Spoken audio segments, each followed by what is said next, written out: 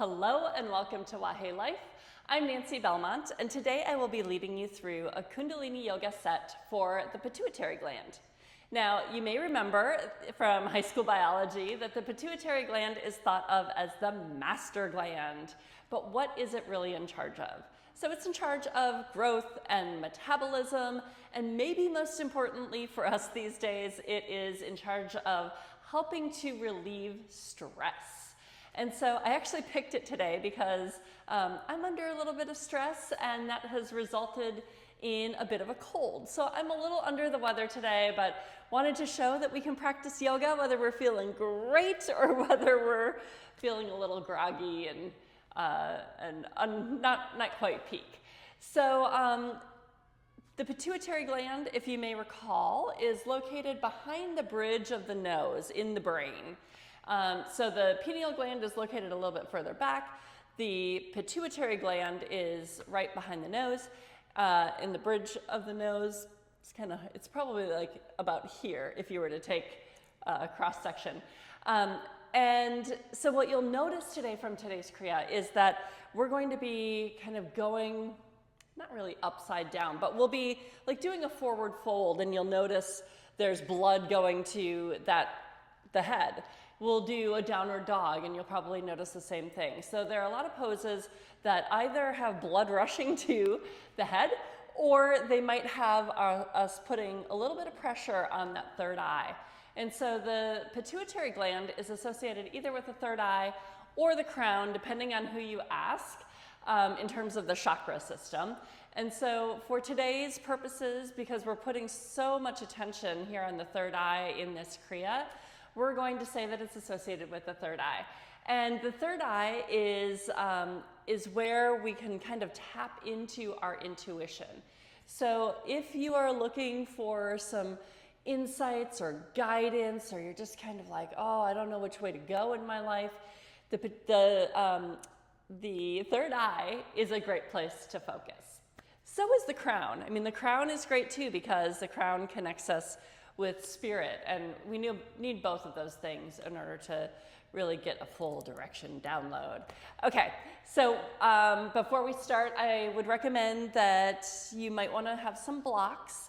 The first pose is a little challenging. It's a lunge pose, so I like to have the blocks, and especially because I'm a little under the weather, I'm going to do a modification of it. But I will show you the entire, the whole full pose.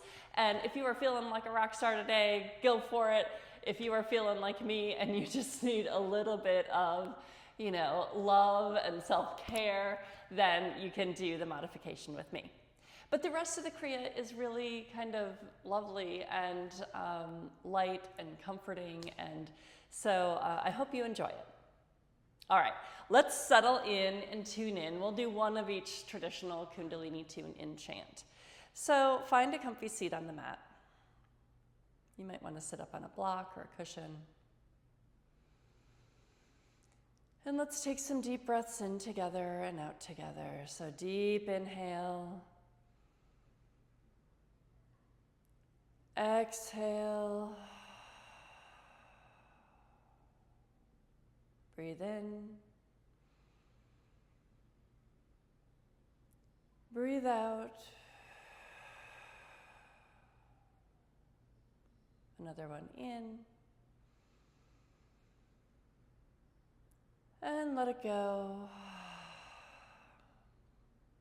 All right, let's bring hands to chest. We'll breathe in, out, and then we'll do one of each chant. Inhale. Exhale. All right, inhale the chant. Om Namo Guru Dev Namo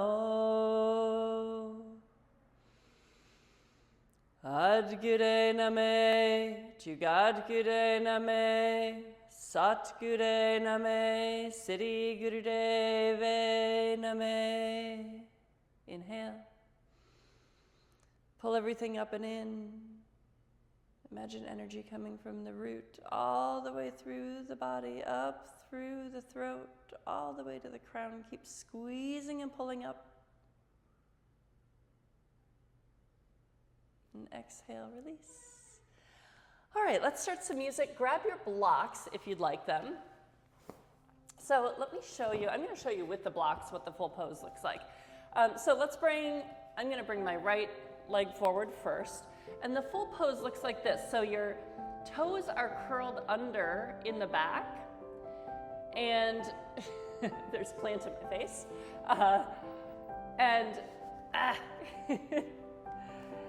And we're just doing long, deep breaths here. So what this does to my foot, it gives it a really bad cramp. So when I'm feeling better, usually I have to tuck my toes under. But if you're able to have the toenails on the top of the mat, that's great.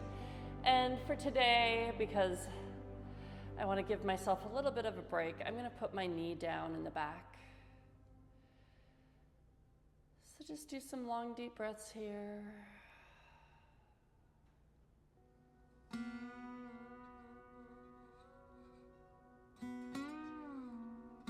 All right, now we're going to start a breath of fire in the same pose. So really use the diaphragm and push the air out the nose.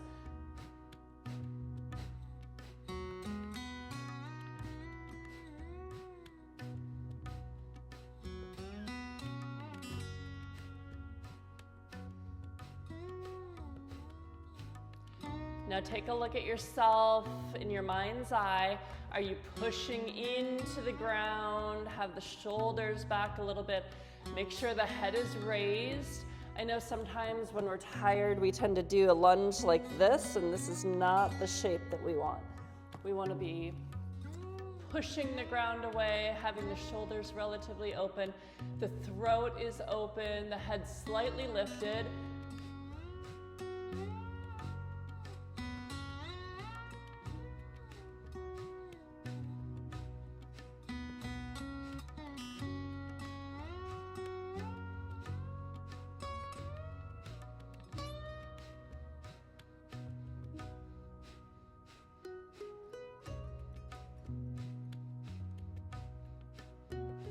Now, if you're up on the toes, either with the toes curled or the toenails on the ground, this may start to get a little challenging, so just really regulate and focus on the breath.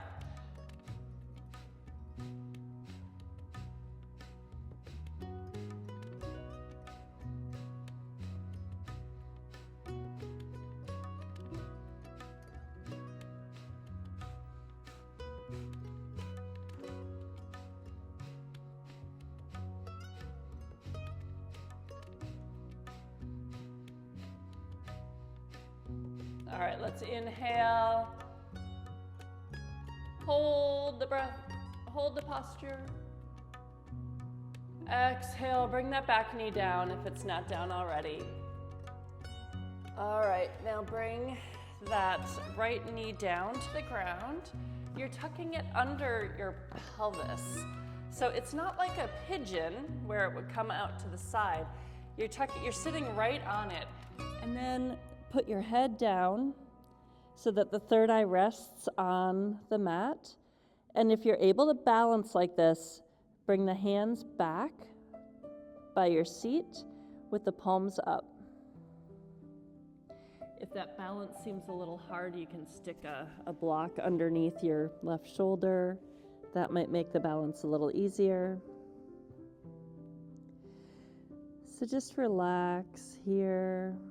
Feel the third eye touching the mat. And have your attention here. Just surrender into the pose.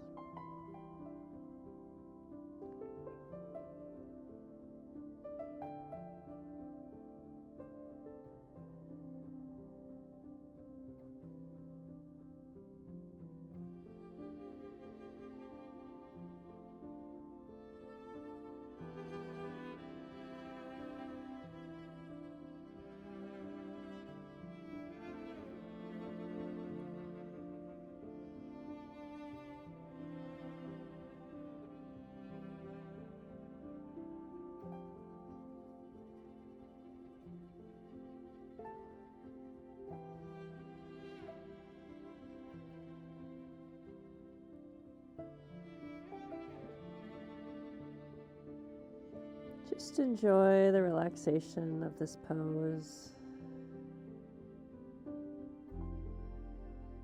This might be a good time if you are looking for an answer from your intuition to ask it a question, ask for some guidance.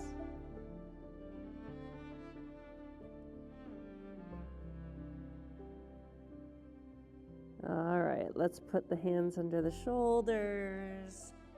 Bring yourself up. All right, let's grab our other block if you've got your blocks. And you guessed it, the left leg comes forward, and we do the same thing on the other side. So as you may recall, the full pose has your knee lifted and the toes are, the toenails are on the top of the mat. If that doesn't work for your feet, like it doesn't work for mine, then you can curl the toes under and be in a lunge like this. Or if you want to be easy on yourself and just give yourself a more gentle expression of the pose, you can drop that back knee. And we're doing long, deep breaths.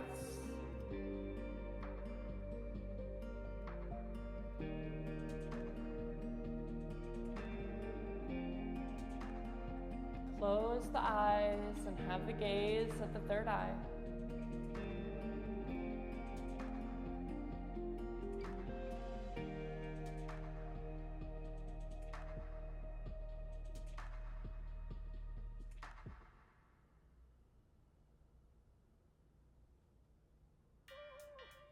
All right, now we come to the breath of fire. So get that diaphragm moving. You're getting the air pumping through the nose. So mouth is closed, the air comes through the nose, and keep that gaze at the third eye. Keep pressing away from the mat. The head is tall and back a little bit to open the throat.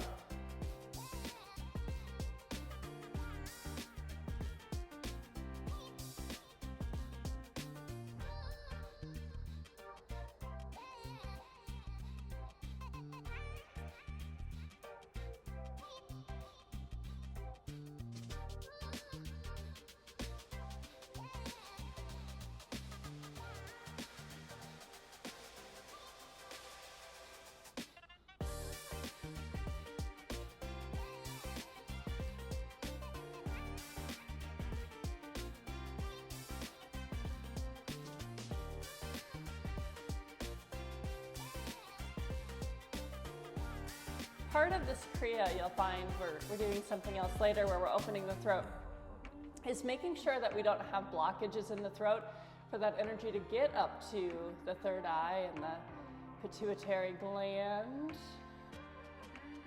So make sure you're not dropping your head, but you're proudly tilting it back a little. And pumping the air through with that breath of fire. Pregnant or menstruating, don't do breath of fire.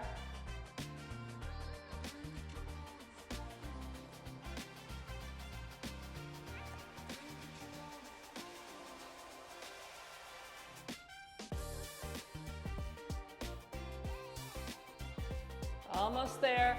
If you're in the full pose, more power to you. I know it is hard to hold it up with that back knee up. But think about how strong you're making yourself.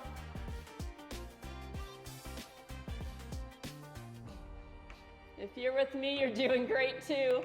There's no shame in taking it easy, giving yourself a little grace, giving yourself a little self-care. This is good for you too. You can feel that stretch.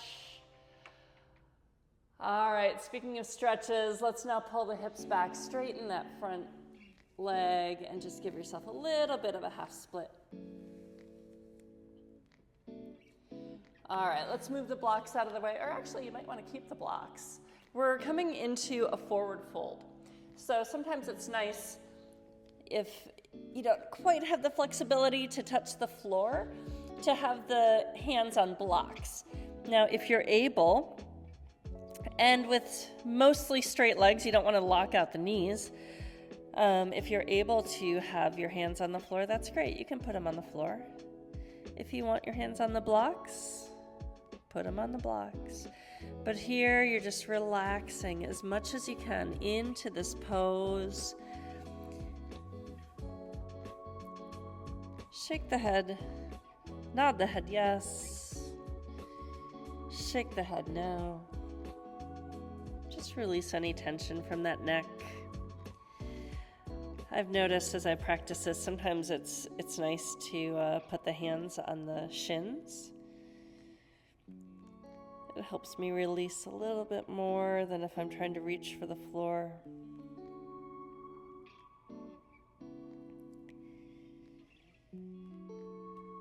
And you may start to feel that blood rushing toward the head, just giving us a cue to focus on the third eye.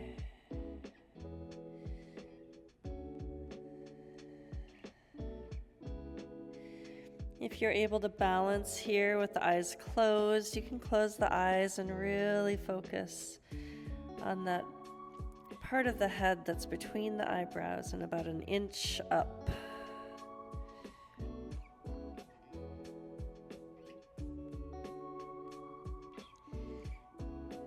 Now, if you're watching me and you don't have your eyes closed, you might notice I'm swaying around a little bit. That just feels good to me.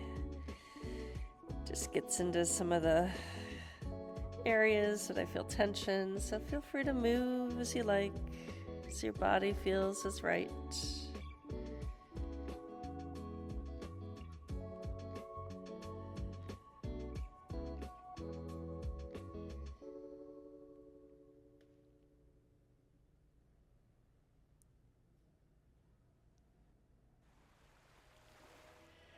All right, then ever so slowly, let's walk our hands up our legs until we come to a stand. If you feel lightheaded at all, be sure that you come back down. All right, we're doing a standing ego eradicator. So if you're familiar with the seated pose, normally the arms are up like this, but for standing, we want a little bit more balance. So we bring them about 30 degrees parallel, from parallel to the floor. So thumbs are pointed up to the heavens. The feet are about hips width apart. And if you feel sturdy here and safe, you can close the eyes. I'm going to close the eyes, but if you need the eyes open, keep them open. If your eyes are closed, focus on that third eye here, and we're starting breath of fire.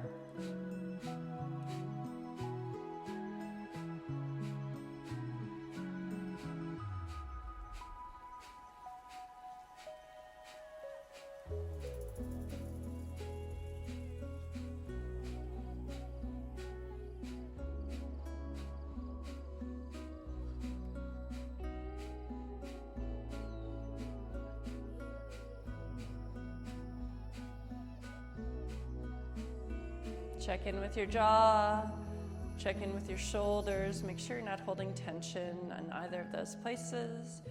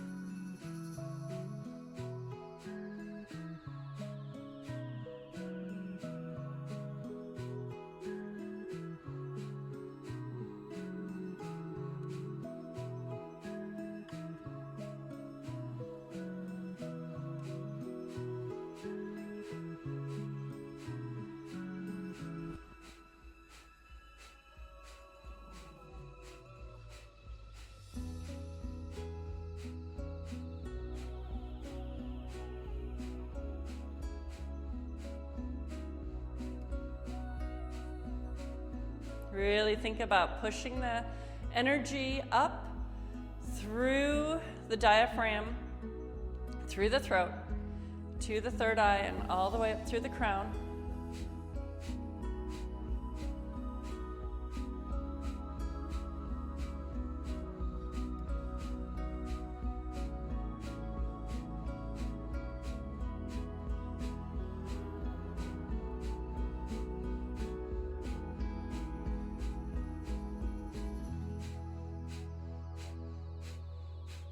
All right, now inhale, bring the thumbs together above the head, open up the fingertips.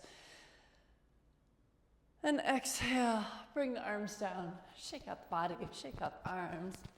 Yeah. All right, we're coming right down into a downward dog, otherwise known as triangle in Kundalini. So bring the hands to the mat, make the fingers nice and wide, and then make a triangle with your body. Try to bring the booty up a little bit, tilt the tailbone toward the ceiling, and then bring the heels down as best you can with the tailbone still kind of pointing up. We're here for 3 minutes, so if this is hard on your wrists, you can come down into more like of a dolphin shape, kind of like that. If that's still too much, you can go into more of a child's pose and try to, I guess it's more like a puppy pose, raising the booty up. But if you're able to stay in the downward dog, make sure you're putting pressure on your fingertips, especially the pointer finger and the thumb. That'll take some of the pressure off of the wrists. And then imagine you're spreading the shoulders wide. Relax the neck. Take long, deep breaths.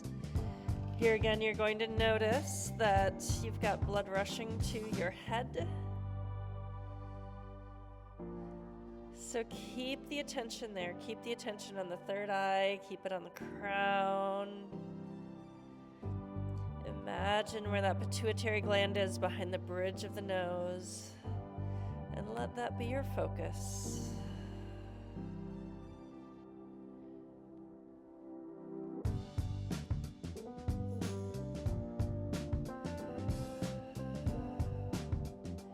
Here again, you want a loose neck, so you can shake the head no, nod it yes. You're doing great. We've got less than a minute here. If it feels good to have some little micro movements, you can bend one knee a little bit, bend the other knee a little bit. Make sure your knees and your elbows aren't locked out.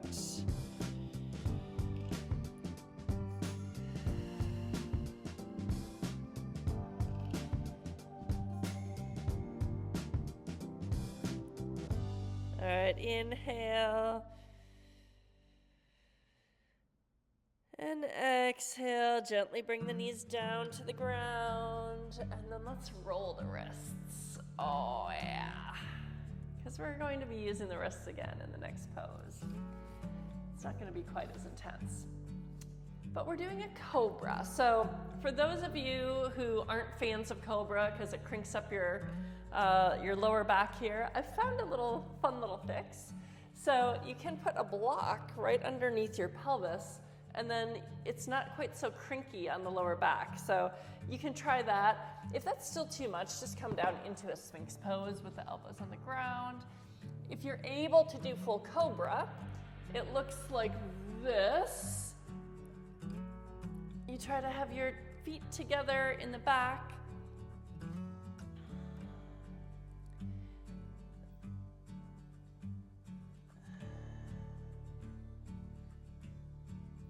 So we're doing long, deep breathing here. Make sure you're not sinking into your shoulders. If you take a look at me, this is sinking into your shoulders. You want to press the floor away, open up the throat, and long, deep breaths.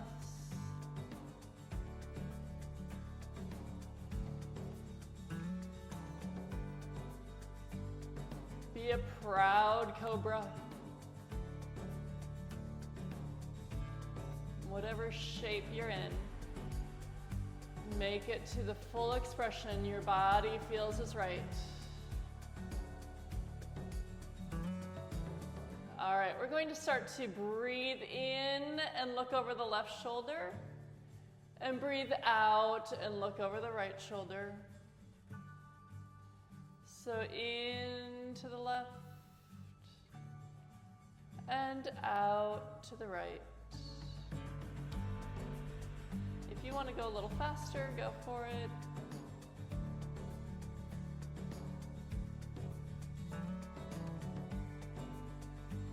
you're looking over a horizon.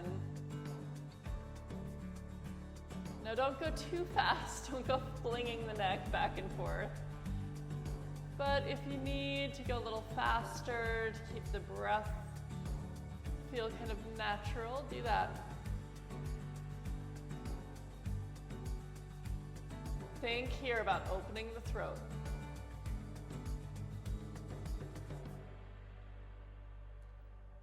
This pose, we're opening the heart center, we're opening that third chakra too, the one that's like right by the belly, above the belly button.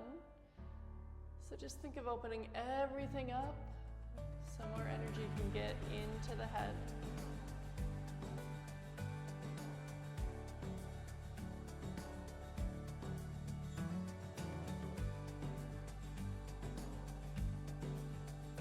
This might be getting a little tough on the wrists here too, so you can always come and make fists and put the knuckles down on the ground. Try to keep the shoulders back. I've noticed that if my feet are a little separated behind me, that helps my lower back too somehow. So you can try that out if your lower back feels a little crinky. We're almost done. All right, let's go into a tabletop just to kind of neutralize the spine here. Okay, now we're coming into, it's kind of like a cool little prayer-ish type of a pose. So you're sitting on your heels, the knees are wide, and you inhale, the arms come up, you're looking like you're a flower looking at the sun, and exhale, bring the hands to the mat and touch the third eye to the mat, okay? So inhale, really shine the heart, and exhale, bow. Inhale, reach, exhale, relax.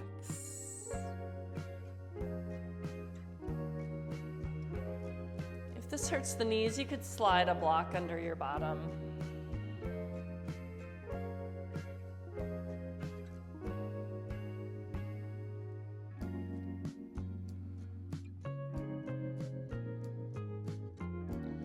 I just love this pose. It just feels so it feels like the embodiment of gratitude to me.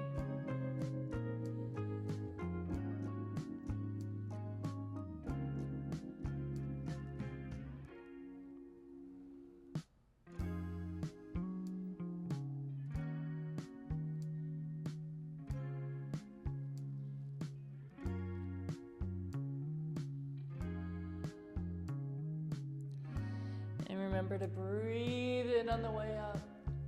Open the heart. Exhale on the way down. Touch the third eye to the mat.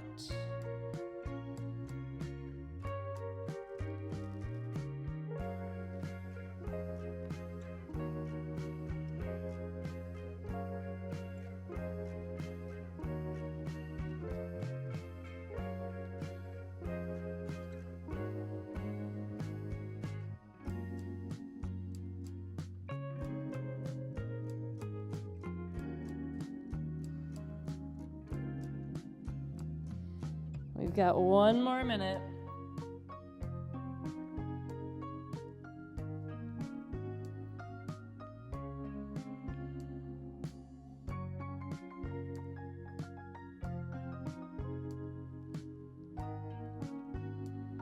This can be kind of like a moving meditation.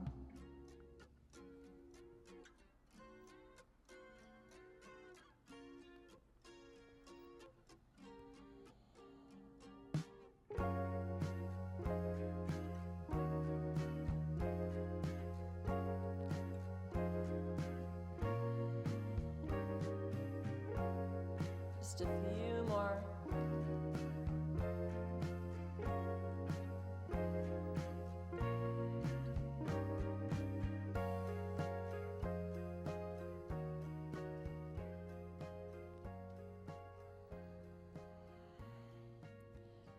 All right, let's do one more. Inhale up.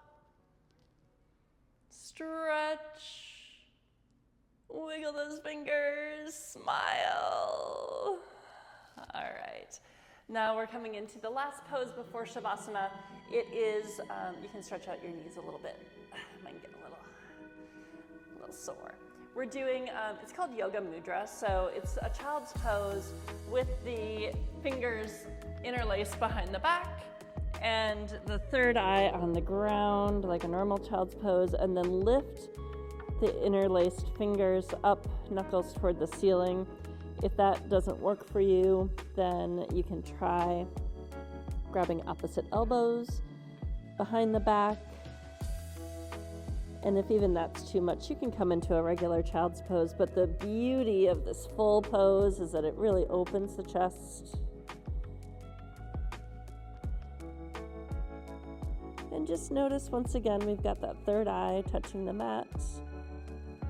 It's a nice cue to remind us to focus on that pituitary gland.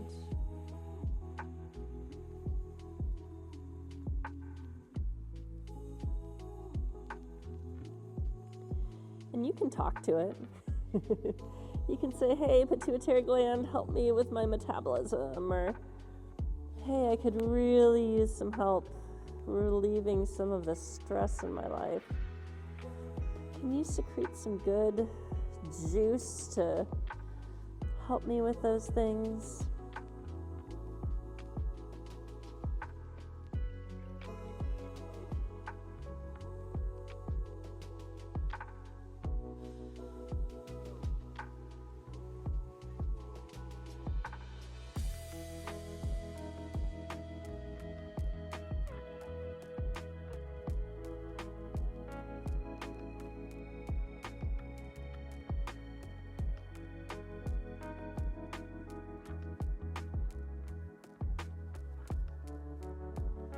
Now, if you've got your arms like I have my arms, you may notice a little tingling.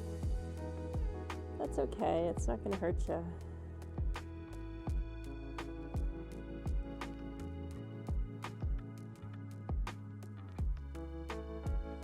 If you have the fingers interlaced, see if you can touch the heels of the hands together.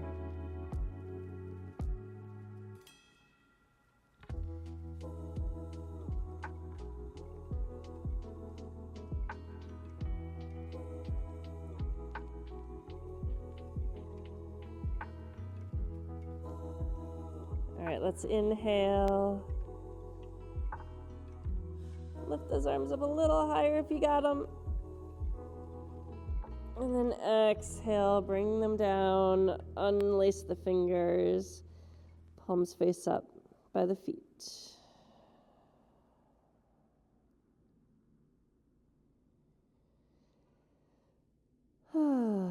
Beautiful. All right. Let's put the hands under the shoulders, press yourself up, and we'll just come into a Shavasana for just a few minutes. I like the idea of, excuse me, told you I'm under the weather. I like the idea of talking to our glands and our different body parts, asking them what messages they have for us, asking them to function at their optimum levels. So here, if you've got some things to say to different parts of your body in a loving and gentle and gracious way, ask for healing.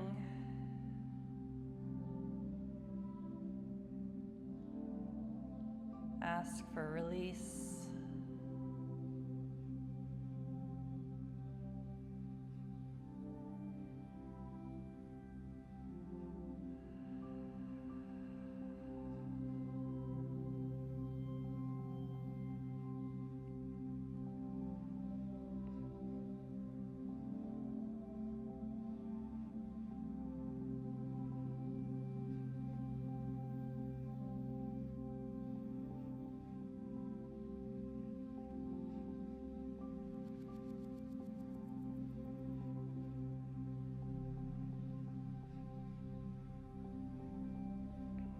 it's tempting to rush off during Shavasana, especially on a video, but it's so important to integrate the movement and the different postures through this final resting pose.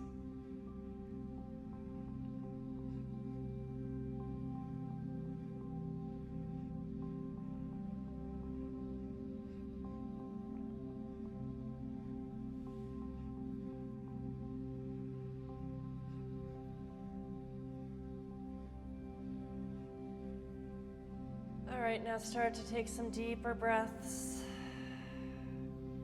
You can wiggle the fingers and toes, maybe give the ankles and the wrists a roll.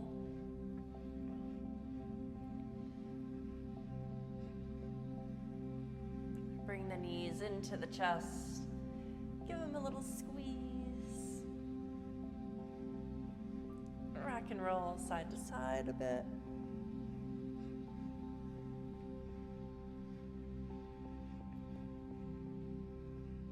Open the eyes when you're ready. And then let's roll up to our seat. All right.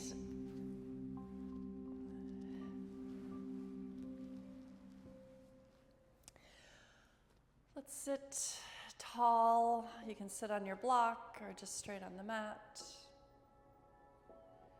Bring the attention to that third eye.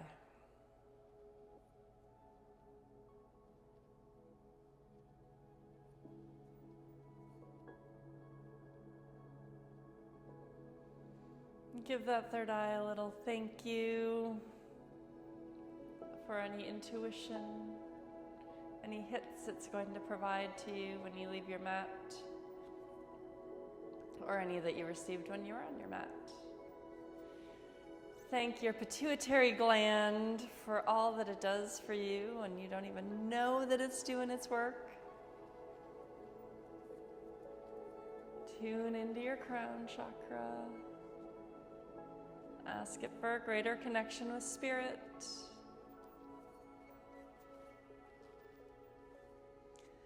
All right, let's bring our hands to our chest.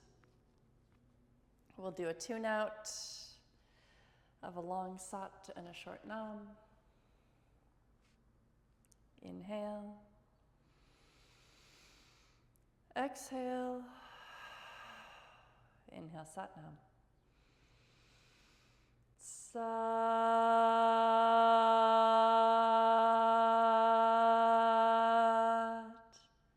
Nam. May your pituitary gland and your third eye and your crown and your entire body serve you. May it heal.